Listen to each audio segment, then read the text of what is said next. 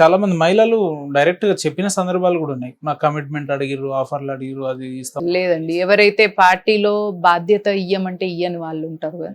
అంటే పార్టీలో బాధ్యత, ఇప్పుడు ఏదైనా కానీ మీకు ఒక బాధ్యత కావాలని ఉంటుంది, అది రాలేనప్పుడు మీరు ఏదైనా ఒకటి అనడం కోసం అన్న స్టేట్మెంట్ అయ్యి ఉంటుంది. కానీ నిప్పులేందే పొగరాదు అని అంటాం కదా, మరి అలాంటి జరగందే ఎందుకు చెప్తారు వాళ్ళు? డైరెక్ట్ గా వచ్చి మీడియా ముఖంగా ఎందుకు చెప్తారు? మీరు ఇందాక అన్నట్టుగానేనండి, నేను చెప్పేది ఏంటంటే అట్లాంటివి పర్సనల్ చాయిస్. అది చెయ్యరు అని నేను చెప్పాను, చేస్తారు అని చెప్పాను. అట్లని వేరే పార్టీస్ లో ఉన్న వాళ్ళందరూ ఆడవాళ్ళు అట్లాంటి వాళ్ళు అని కూడా నేను చెప్పాను. అది పర్సనల్ చాయిస్, పాయింట్ 1.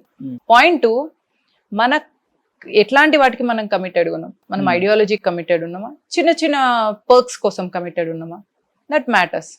నెక్స్ట్, మీకు ఒక విజన్ ఉండాలి.